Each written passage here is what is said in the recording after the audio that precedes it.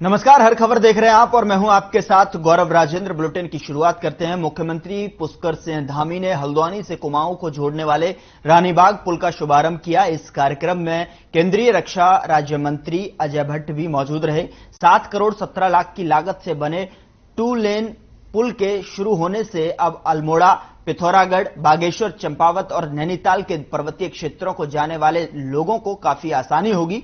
इसके बाद मुख्यमंत्री रोड शो करते हुए अमृतपुर पहुंचे, जहां उन्होंने सभा को संबोधित करते हुए कहा कि पुल कुमाऊं की लाइफलाइन है, जिससे पूरे कुमाऊं का कारोबार जुड़ा हुआ है। अक्सर यहां पर सिंगल लेन पुल होने की वजह से जाम लगा करता था, लेकिन अब इस पुल के बनने से कुमाऊं के पर्वतीय इलाकों में जाने वाले सैलानियों को भी जाम की दिक्कत नहीं होगी। साथ ही मुख्यमंत्री पुष्कर सिंह धामी ने कहा कि भर्तियों में जो भी घपले सामने आ रहे हैं, उसमें सरकार किसी को भी नहीं बख्शने वाली।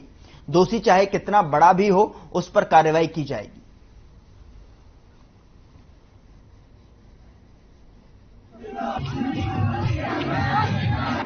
जो विधानसभा क्षेत्र भीमताल में पड़ता है, यहां से रानीबाग, भीमताल, पदमपुरी, लोहाघाट, पंचेश्वर राज्य मार्ग पर, जो कि पुराने पुल के समीपी है, इसके खुलने से बहुत बड़ा मार्ग और बहुत लंबे क्षेत्र के। पिछले दिनों में लोहाघाट गया था, तो लोहाघाट के लोग भी मुझे चर्चा कर रहे थे कि ये पुल खुल जाएगा, नया पुल जिस दिन से खुल जाएगा तो उस दिन से बहुत बड़ी समस्या जो जाम की लगती है, उस जाम की समस्या का निदान।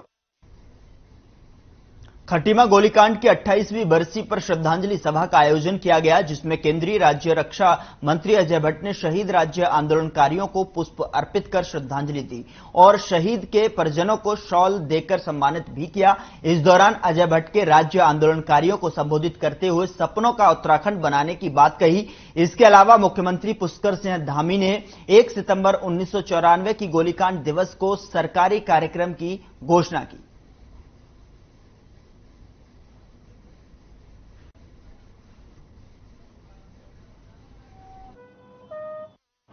इसने उत्तराखंड को जनने का काम किया है। उत्तराखंड को जनने का काम किसी ने किया है, उत्तराखंड बनाने का किसी ने काम किया है, तो खटीमा की धरती ने किया है, हमारे शहीदों ने किया है। उनका हम जितना स्मरण करें उतना कम है। पिछले वर्ष मैं जब आया था यहां, तो क्योंकि शहीद स्मारक की बहुत पहले से, लंबे समय से यहां पर एक मांग थी, एक लोगों की यहां पर जरूरत थी, और हमारे शहीदों का स्मरण प्रत्येक वर्ष हो, जिन्होंने उत्तराखंड राज्य के लिए अपना बलिदान किया, वो उनके स्मरण में रहे और आने वाली पीढ़ी के भी रहे। उनके सपनों को पूरा करने के लिए हर साल परिश्रम करेंगे, हर प्रकार से अपना योगदान देंगे। भाइयों बहनों, जहां हम पूरे प्रदेश की बात करते हैं, प्रदेश के अंदर सरकार ने कहा है कि सरकार केवल सरकार नहीं है, सरकार आम जनता की साझेदार है, सरकार आम जनता की सहयोगी है। जनता के साथ मिलकर हम सारे कार्यक्रम कर रहे हैं। अभी हमने उत्तराखंड राज्य का बजट बनाया था। इस बार का 21-22 का जो बजट था, उस बजट में हमने आम जनता के सुझाव लिए, आम जनता के साथ संवाद किया, उसके बाद हम आम बजट लेकर आए। इसी प्रकार से अभी हम समान नागरिक संहिता, जिसकी पूरे देश के अंदर मांग उठती गई है, उस समान नागरिक संहिता को लागू करने की दिशा में हम आगे बढ़े हैं। उसके लिए हमने कमेटी का गठन कर दिया है। 5 सदस्यीय कमेटी सेवानिवृत्त न्यायाधीश रंजना प्रकाश देसाई के अध्यक्षता में बना दी है और वो कमेटी काम कर रही है। उसकी कई बैठकें हो गई है, हितधारकों से भी बात करने वाली है, जनसंवाद भी करने वाली है। उसके बाद जैसे ही वो ड्राफ्ट बना लेंगे, हमारी उत्तराखंड की सरकार उस ड्राफ्ट को लागू करने की दिशा में आगे बढ़ेगी। तैयार हो गया है, कुछ ही दिनों बाद वो चालू हो जाएगा। और बहुत टेढ़ी खीर थी जब बाईपास बन रहा था। जब हम बाईपास बनने की यहां बात करते थे तो लोग मजाक उड़ाते थे। लोग कहते थे, अरे कहां बाईपास बन जाएगा, इतना जमीनों का विवाद है। शांति ज्याला जी हंस रही है। हम लोगों ने सारा आपसी तालमेल से उसको बनने का रास्ता निकाला और आज मुझे खुशी है कि बाईपास बनकर तैयार हो गया। सीएसडी कैंटीन वह भी यहां पर चालू हो गई है और इसके लिए 4.5 करोड़ रुपए की धनराशि भी अभी अवमुक्त कर दी है। अभी जल्दी 17 करोड़ की धनराशि पहले ही जारी हो चुकी है। बीच में कुछ दिनों विलंब रहा, चुनाव आचार संहिता के कारण चालू हो रहा है। रोडवेज का बस अड्डा हमारा तेजी से आगे बढ़ रहा है। मुक्ति धाम का काम यहां पर तेजी से हुआ है। खटीमा क्षेत्र की जितनी भी सड़कें हैं, सारी सड़कें मैं देख रहा हूं, कभी कभी तो मुझे बड़ा लालच आ रहा था। जनता की मूलभूत आवश्यकताएं हैं, उन सभी को करने के लिए मैं लगातार समय समय पर मॉनिटरिंग करता रहता हूं। अब खटीमा के बारे में मैं यहां पर बोलने लगूंगा तो मुझे लगता है धंधा मेरे को कई घंटे हो जाएंगे। और माननीय प्रधानमंत्री जी का मैं बार बार धन्यवाद करना चाहता हूं कि उनका उत्तराखंड की धरती से एक विशेष प्रकार का लगाव है और वो स्वयं कहते हैं कि मेरा उत्तराखंड की धरती से कर्म और मर्म का रिश्ता है। उसके नाते हम जितनी भी बात माननीय प्रधानमंत्री जी तक पहुंचाते हैं उत्तराखंड के विषय में, तो उन सभी बातों का संज्ञान लेते हैं और सभी पर कार्रवाई करते हैं। मैं आज के अवसर पर आप सभी का धन्यवाद करते हुए कि आप इतनी बड़ी की शहीदी के कारण ही जो उन्होंने शहादत दी है, उसी की वजह से आज ये उत्तराखंड राज्य हमें प्राप्त हुआ है। सच कहें तो इसकी शुरुआत यहीं से हुई। खटीमा एक किस्म से प्रारंभ करने वाला हमारा नगर रहा है, जहां से शहीदों ने जगह जगह शहादत दी। 2 तारीख को मसूरी में, रामपुर चौराहे में जगह जगह होता रहा है और उनके लिए जो भी किया जाना है, उनके परिवारों के लिए हमारी सरकार सब कुछ कर रही है। उनकी चिंता हम सब कर रहे हैं। मुख्यमंत्री जी का और उत्तराखंड सरकार का धन्यवाद ज्ञापित करते हैं कि आज वो खटीमा गोलीकांड के 28 वर्ष बाद आज इस कार्यक्रम को सरकारी स्वरूप में बनाया गया। जैसा कि आंदोलनकारियों की सदैव से मंशा थी कि इस कार्यक्रम को सरकारी रूप में बनाना चाहिए। माननीय मुख्यमंत्री जी ने पिछले वर्ष घोषणा करी थी। इस वर्ष ये कार्यक्रम सरकारी रूप में आयोजित किया गया, जिसके लिए सारे उत्तराखंड के आंदोलनकारी, खटीमा क्षेत्र की जनता, माननीय मुख्यमंत्री जी का और उत्तराखंड सरकार का धन्यवाद। उधर खटीमा गोलीकांड की 28वीं बरसी पर राज्य आंदोलनकारी संगठन और यूकेडी कार्यकर्ताओं ने धरना दिया। इस दौरान राज्य आंदोलनकारी संगठन ने गोलीकांड में शहीदों को याद किया। साथ ही राज्य आंदोलनकारी संगठन ने खटीमा गोलीकांड में शहीदों को उत्तराखंड रत्न घोषित करने की मांग की। इसके अलावा राज्य आंदोलनकारियों ने सरकारी विकास योजनाओं के नाम खटीमा गोलीकांड के शहीदों के नाम पर रखने की मांग की। वहीं राज्य आंदोलनकारी संगठन ने प्रदेश में चल रहे भर्ती घोटाले की सीबीआई जांच कराने की भी मांग की।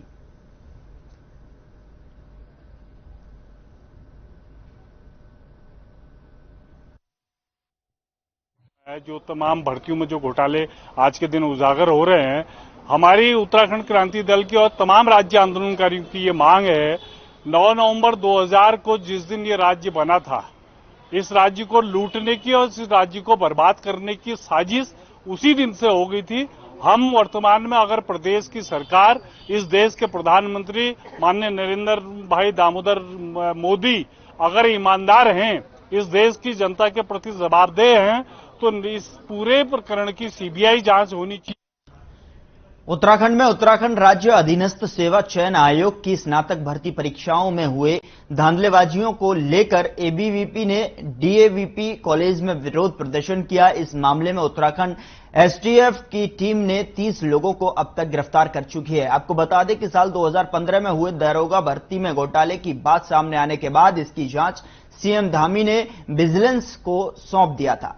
साथ ही एबीवीपी से जुड़े पदाधिकारियों ने बताया कि बैकडोर भर्तियों के खिलाफ अपनी मांगों को लेकर सीएम को ज्ञापन भी भेज दिया है। वहीं एबीवीपी की प्रदेश मंत्री काजल थापा ने कहा कि भर्ती परीक्षाओं को लेकर एबीवीपी की पूरी तरह से युवाओं के साथ खड़ा है। देखिए, आज का जो अखिल भारतीय विद्यार्थी परिषद देहरादून का जो प्रदर्शन जो कि हमने डीएवी चौक पर किया, हम सभी को ज्ञात है कि पिछले कुछ दिनों से यूके और विधानसभा भर्ती घोटाले की जो ये बात सामने हम सभी के मध्य आई, तो एबीवीपी का भी स्टैंड इस पर क्लियर है कि जो भी यूके और भर्ती घोटाले में, विधानसभा भर्ती घोटाले में जो भी आरोपी इस पर निष्पक्ष जांच हो और जो भी आरोपी निकलते हैं उस पर कड़ी से कड़ी कार्रवाई।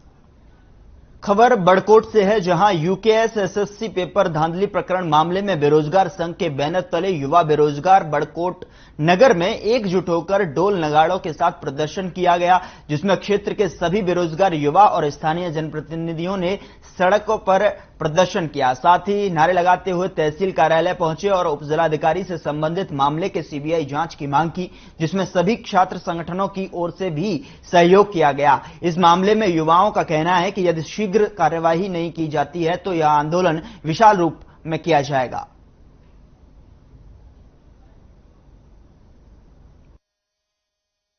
कि आप यदि चाहते हो कि प्रदेश को 2025 तक भ्रष्टाचार मुक्त बनाना है तो इसका सिर्फ एक ही विकल्प है, आप माननीय नरेंद्र मोदी सरकार को सीबीआई जांच की स्वीकृति भेजें और प्रदेश के बेरोजगारों के साथ जो ये आपके प्रदेश में चल रही तमाम प्रकार की प्रतियोगी परीक्षाएं हैं उनमें चल रही धांधलियां और विधानसभा के अंदर जो आपके मंत्रियों के द्वारा ये तमाम भ्रष्टाचार अपने भाई भतीजावाद रिश्तेदारों को लगाए, फौज को लगाया जा रहा है, प्रदेश के बेरोजगारों के हकों पर डाका डाला जा रहा है, उसके लिए सीबीआई जांच की जाए और भ्रष्ट मंत्रियों को जेल की सलाखों के पीछे डाला जाए। हमारा कहना है कि उत्तराखंड सरकार जैसे कि धामी और नरेंद्र मोदी तुम जागो और जो ये धांधली चल रही है, ये रिश्वतबाजी चल रही है, इसको बंद कराओ। हमारा कहना यही है कि सीबीआई जांच होनी चाहिए, क्योंकि हमारे युवाओं के साथ उत्तराखंड सरकार बहुत धोखाबाजी कर रही है जो कि होना नहीं चाहिए था। सरकार ने छात्रों का 2016 से ऐसा शोषण कर रखा है, कोई भी भर्ती हो, दरोगा की हो, बीपीडीओ की हो, सचिवालय की हो, सब में घोटाला हो रखा है।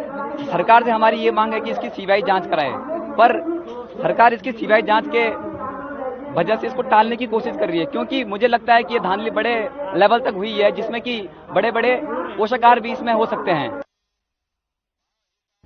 उधर राजकीय बालिका इंटर कॉलेज में सड़क सुरक्षा और जागरूकता को लेकर कार्यक्रम का आयोजन किया गया, जिसमें परिवहन मंत्री चंदन रामदास ने शिरकत की। वहीं मीडिया से बात करते हुए चंदन रामदास ने कहा कि सड़क दुर्घटना एक बहुत बड़ी समस्या बन गई है। सरकार का यह दायित्व है कि वह प्रत्येक नागरिकों की सुरक्षा का ध्यान रखे। जो नियम परिवहन विभाग या प्रशासन के बनाए गए नियम हैं उसका परिपालन सुनिश्चित कराएं। साथ ही उन्होंने कहा कि ब्लैक स्पॉट को चिन्हित करके वहां डिवाइडर बनाया जा रहा है, सड़कों के किनारे सीसीटीवी कैमरा लगाए जा रहे हैं और पूरे प्रदेश में दुर्घटना स्थल को चिन्हित करने का काम लगातार किया जा रहा है।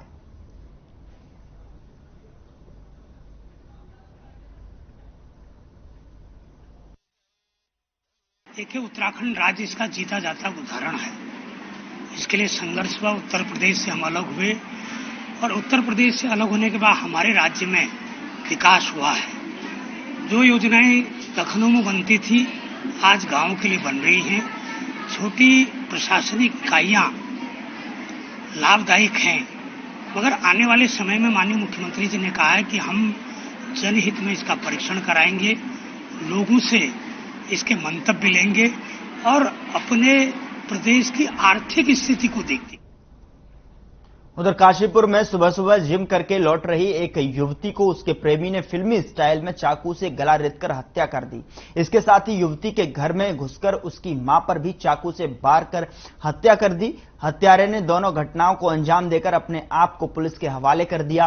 पुलिस ने दोनों शवों को कब्जे में लेकर अस्पताल में पोस्टमार्टम के लिए भेज दिया है। पुलिस के अनुसार लड़की की शादी सलमान से तोड़कर दूसरी जगह तय कर दी गई थी, जिस कारण युवक ने लड़की की हत्या कर दी।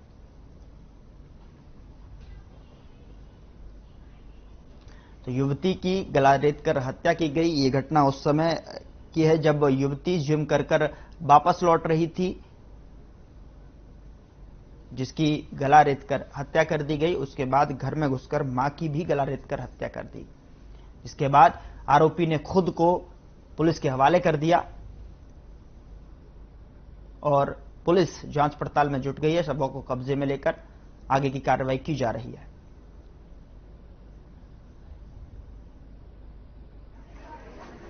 ये सुबह की घटना है। इसमें मोहम्मद सलमान नामक एक लड़का है जिसका ये कहना है कि मैंने जो है सीबा और उसकी मां शबाना है उनका नाम, जो दोनों को ही मार दिया है, दोनों का मर्डर कर दिया है और ये चाकू लेके खुद ही ये जो है कोतवाली पहुंच गया है और इस पर मौके पे देखा तो यहाँ पर 2 डेड बॉडी पड़ी हुई हैं जो सेवा के हैं, 25 साल की उम्र है और उसकी माँ जो है लगभग 45 वर्ष की हैं और इनके बाकी परिजन जो है विदेश रहते हैं, उनका बेटा और पति विदेश रहते हैं बताया गया है। अभी जो है मौके पर आकर ये पंचायतनामा और बाकी कार्रवाई होगी। अभी पीएम की उधर रुड़की के सालियर मंगलौर हाईवे पर 30 अगस्त को युवक का शव पड़ा हुआ मिला था। मामले में युवक की शिनाख्त सतबीर पुत्र कुलबीर निवासी इक्कड़ थाना पथरी जिला हरिद्वार के रूप में हुई थी। पुलिस ने मृतक के पिता कुलबीर की तहरीर पर अज्ञात में मुकदमा पंजीकृत किया था। बता दें कि पुलिस मामले की जांच में लगी हुई थी। तो वहीं पुलिस ने युवक की हत्या का आज खुलासा करते हुए बताया कि युवक सतवीर की हत्या उसकी पत्नी नवनीत कौर ने अपने प्रेमी गुरु सेवक देओल निवासी मधुपुरी थाना बढ़ापुर और उसके साथी मोनू कुमार पुत्र खुशीराम के साथ मिलकर प्रेम प्रसंग में की है। पुलिस ने बताया कि मृतक की पत्नी नवनीत कौर व उसके प्रेमी गुरु सेवक देओल का काफी समय से प्रेम प्रसंग चल रहा था। पुलिस ने मामले में तीनों को गिरफ्तार करते हुए घटना में प्रयुक्त चाकू, एक बोलेरो कार बरामद की है। साथ ही पुलिस टीम को 2500 रुपए के इनाम की भी घोषणा की गई है।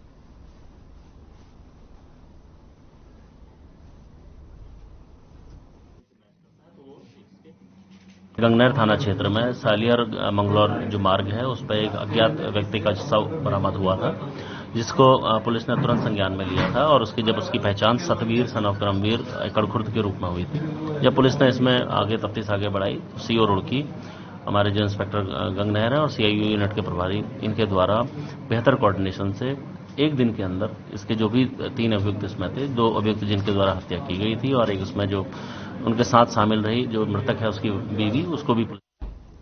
उधर किसानों ने जसपुर मंडी समिति परिसर में एक बैठक की। बैठक में किसानों ने अपनी 11 मांगों को लेकर चर्चा की, जिसके बाद सीएम के नाम एसडीएम को ज्ञापन सौंपा गया, जिसमें किसान आंदोलन के दौरान किसानों पर दर्ज किए गए मुकदमे वापस कराने को लेकर पत्र सौंपा।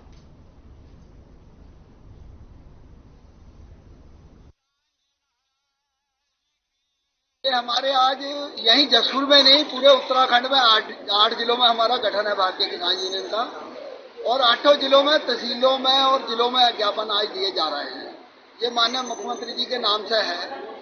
इसमें 11 बिंदु हैं हमारे और जो लोकल के बिंदु अलग अलग अपनी तहसील या जिले के हैं वो भी सम्मिलित अलग अलग तरीके से अपने होंगे, वो हुए हैं आज जहां जहां देने के लिए। अगली खबर का रुख करते हैं। ऋषिकेश चंबा NH 94 पर भारी बारिश की वजह से सड़क के नीचे की जमीन खिसक गई। बताया जा रहा है कि सुरक्षा की दृष्टि से पीडब्ल्यूडी और पुलिस विभाग ने मिलकर भारी वाहनों के आवागमन पर रोक लगा दी है। बता दें कि अब केवल 2 पहिया वाहन और 4 पहिया वाहन को ही नरेंद्र नगर होते हुए चंबा और ऋषिकेश की ओर जाने की इजाजत मिली है। हालांकि जिस जगह पर सड़क खोखली हो गई है वहां पर पीडब्ल्यूडी ने चेतावनी बोर्ड भी लगा दिया है। इसके अलावा एसएसपी नवनीत भुल्लर के निर्देश पर पुलिसकर्मी भी तैनात किए गए हैं। फिलहाल एसएसपी नवनीत भुल्लर ने बताया कि भारी वाहन ऋषिकेश से देवप्रयाग, हिंडोला खाल, कोटी होते हुए चंबा पहुंच सकते हैं। आगे उन्होंने कहा कि देवप्रयाग से मलेथा, पीपल डाली होते हुए चंबा जाने का वैकल्पिक मार्ग खुला हुआ है।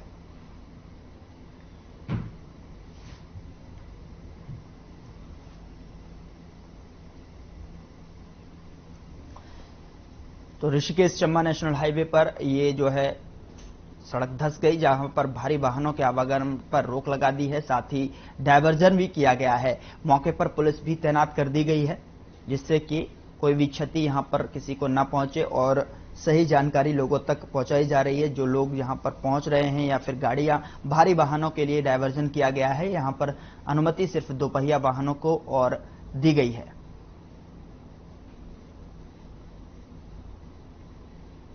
भारी वाहनों के आवागमन पर रोक लगा दी है। मौके पर पुलिस कर्मी की भी तैनाती की गई है, जिससे कि किसी भी अनहोनी यहां न घटे।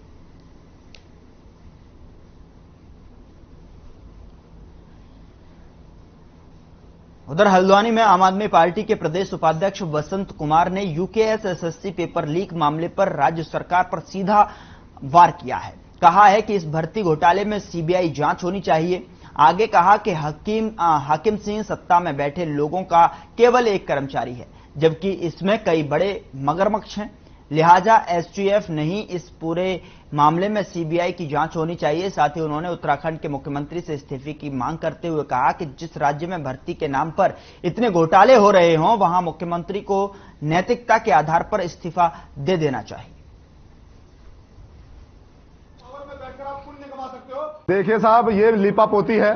हाकम सिंह एक प्यादा है, अभी वजीर का पकड़ा जाना बाकी है, और वो वजीर आज भी जो है महफूज तरीके से जी रहे हैं। उसमें एक वजीर नहीं, कई वजीर हैं। ये पूरी मिली भगत है। आप समझ सकते हैं कितने दुर्भाग्य की बात है अगर बच्चों के भविष्य के साथ खिलवाड़ किया जाए। मैं सबसे बड़ा पाप और अत्याचार इस देश में अगर किसी चीज को मानता हूं, वो मानता हूं किसी की प्रतिभा को दबाना।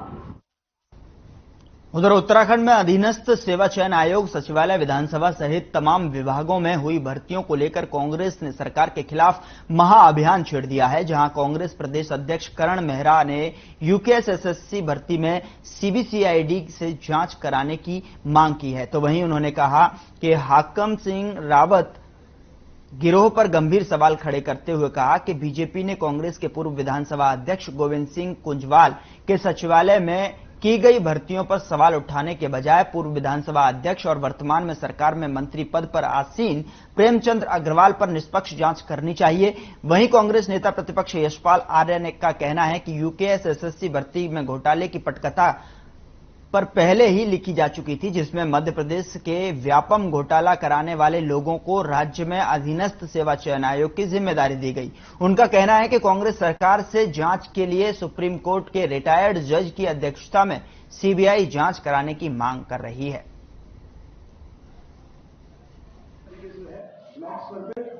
हम नौजवानों के साथ हैं। हम योग्यता प्राप्त जो नौजवान हैं, जिनका सबका अधिकार है, जिनको इनमें अधिकार नहीं मिला, जिनको उनका मौका नहीं मिला, उन सब की तरफ से कांग्रेस लड़ने का काम कर रही है। भारतीय जनता पार्टी इसको उलझाने की कोशिश करे, चाहे वो उत्तराखंड अधीनस्थ चयन आयोग की भर्तियां हो। ये बताएं ना, हाकम सिंह को ये कहते हैं कि हमने निष्कासित कर दिया। क्यों दिया जिला पंचायत का टिकट? इसका नाम तो पहले ही हरिद्वार में फॉरेस्ट भर्ती घोटाले में आ गया था। कांग्रेस का कहना है कि जितनी भी परीक्षाएं हुई हैं उस सब की जांच माननीय उच्च न्यायालय के माननीय न्यायाधीश के संरक्षण में, देख रेख में इसकी जांच सीबीआई करे। लेकिन सीबीआई तभी करे जब माननीय उच्च न्यायालय के न्यायाधीश इसकी देखरेख में यह जांच हो सके। नहीं, देखिए, भर्ती घोटाला तो केवल मात्र अधीनस्थ चयन सेवा आयोग तक सीमित नहीं हुआ है। अब विधानसभा, सचिवालय, बीडीओ, बीपीडीओ, फॉरेस्ट गार्ड, दरोगा भर्ती, बिजली विभाग, कोई तो ऐसा विभाग हो जहां पे भ्रष्टाचार ना हो।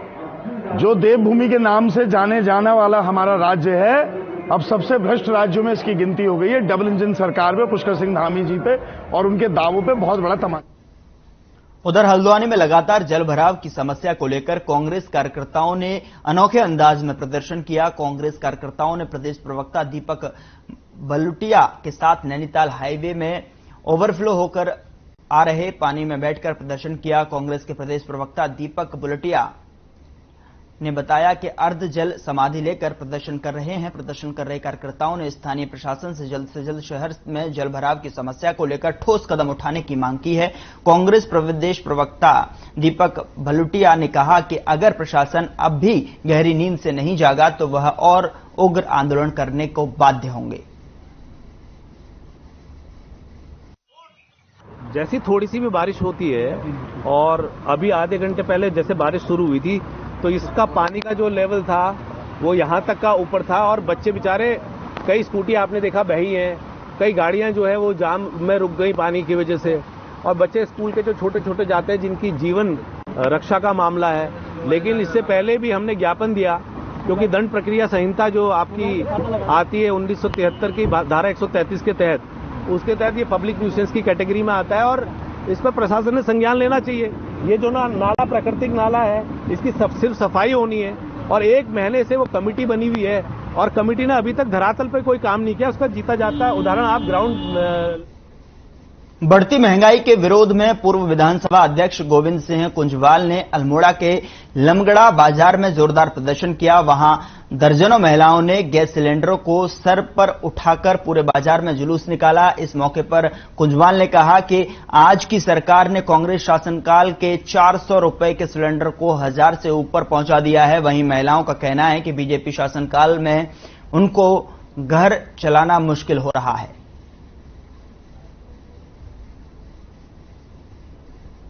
देखिए, जिस तरह से पूरे देश में महंगाई आसमान छूती जा रही है, उससे आम जनमानस बहुत पीड़ित है। अब तो यहां तक हो गया है कि गरीबों का चूल्हा जलना भी मुश्किल हो रहा है। ऐसी स्थिति में यहां की हमारी बहनों ने ये आवाज उठाई कि इस पर ऐसा कोई कार्यक्रम किया जाए जिससे मोदी तक इसकी खबर जाए। तो इस महंगाई के प्रदर्शन को लेकर के जो आज महिलाओं ने बेड़ा उठाया है, सिलेंडर अपने सर में रख करके आए हैं, उसको लेकर के ये संकेत साफ जाता है कि ग्रामीण क्षेत्र की गरीब महिलाएं, आप देख रहे हैं जितनी महिलाएं बैठी हुई हैं, पूरी की पूरी गरीब महिलाएं हैं। जो बच्चों का भविष्य बेरोजगार जा रहा है, अग्निवीर भर्ती कराई इन लोगों ने, आज युवा वहां पर डंडे खा रहा है, पुलिस के मार्फत डंडे खा रहा है। और हम ये कहते हैं कि महंगाई कम होनी चाहिए। जो 1100 का 400 रुपए में जो कांग्रेस पार्टी छोड़ के गई थी, आज वो सिलेंडर 1100 के पार चले गया है। और दूसरी बात, युवाओं को रोजगार नहीं मिल रहा है। बहनों को जो 30% आरक्षण कांग्रेस पार्टी ने दिया था, वो भी उन्होंने खत्म कर दिया है। तो आज ये सरकार क्या करेगी, बताइए। आने वाले बच्चों का।